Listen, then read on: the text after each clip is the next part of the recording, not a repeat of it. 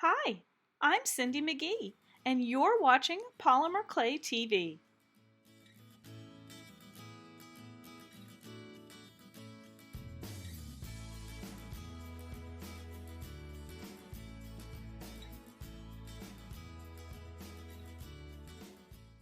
Today's pattern is inspired by this beautiful fabric sample.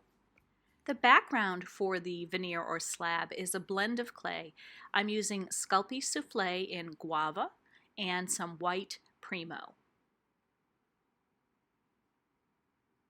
I cut 2 cubes and I'm going to start with one and mix it in completely and then see what kind of color I get, and if I want it lighter I'll go ahead and add that second cube. Okay, here it is after blending in that first cube of the white, and you can see it is a little bit lighter than the original guava.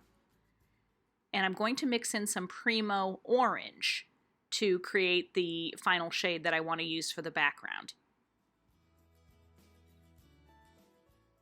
And here is our finished color for the background. I have rolled it out to a 4 on my Atlas machine, and I'm going to silk screen it. I am using my Flower Coin number 3 silkscreen from CreateAlong, and you want to place it with the brightly colored side down, and I like to give it a little roll with my roller just to make sure it's going to stay in place while I screen. I'm using some white DecoArt Americana multi-surface satin paint to silk screen the flowers onto the background sheet. Carefully lift and remove your silk screen, and there are your first 2 flowers. You want to wash your silk screen right away and dry it, and then you can go ahead and use it again once the paint is dry to add some more flowers to this background.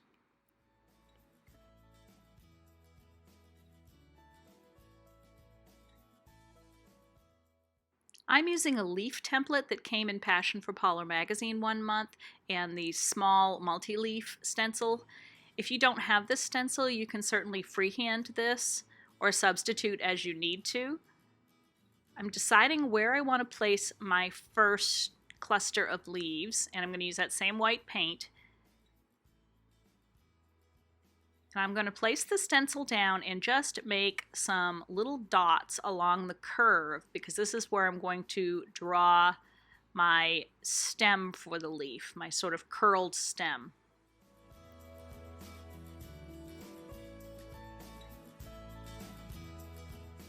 Create these stems several places in the blank areas on the clay.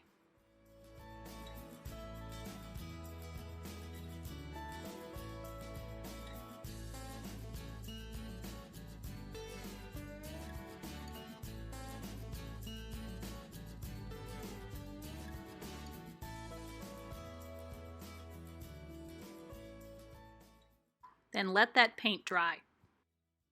I'm going to use my stencil to help me decide where I want to place the leaves on those stems, but you can just freehand them too.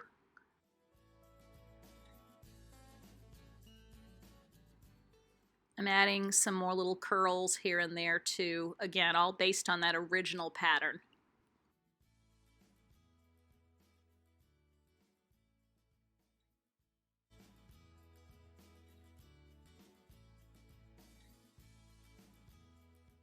Now let that paint dry before proceeding.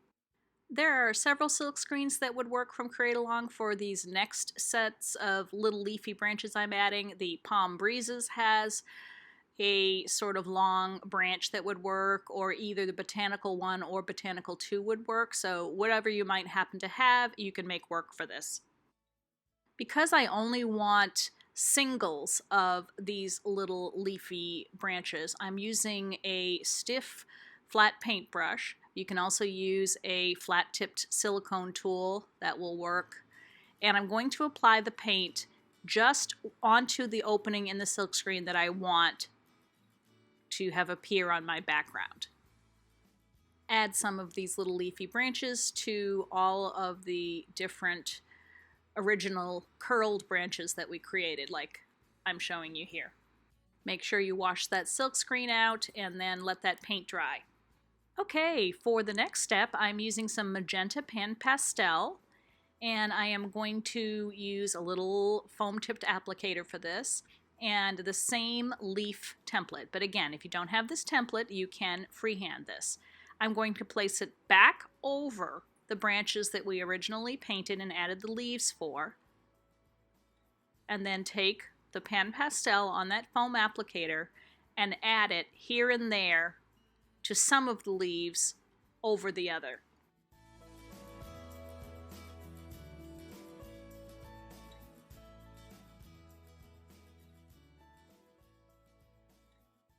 I'm going over the stem a bit too. And then I'm also going to use that same pastel to make a ring around the centers of the flowers.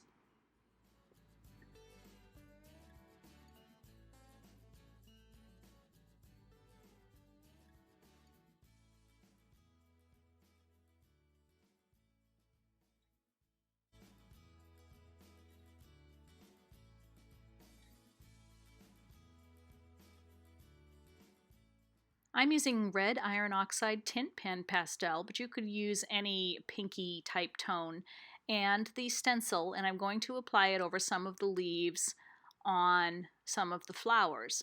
Again, without the stencil, that's fine. You can freehand it. This stencil just helps exactly place it where I want it.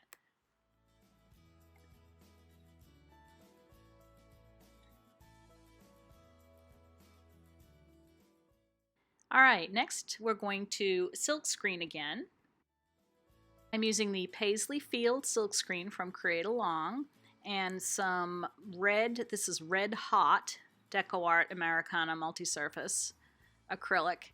And I'm using the template again. Now, this was sort of an experiment, and I'm really kind of excited by how it turned out. I'm placing the stencil over the silkscreen and using a paintbrush to apply the paint just in the opening of the stencil where I want the shape to appear silkscreened, and voila, there you go. Isn't that cool? So this is a really neat way to use your stencils and your silkscreens together in a whole new way, or at least a way that I had never seen done before. And here is the finished veneer, ready to be made into jewelry or polymer trading coins or used to cover a box, however you'd like to use it. I decided to make jewelry with mine and used a variety of CreateAlong cutters and the tribal texture sheet to create some pendants and some elements for some earrings. For more inspiration, join our Polymer Clay Tribe Facebook page. Over 18,000 members sharing projects every day. For lots more creative polymer clay ideas, visit the Polymer Clay TV blog.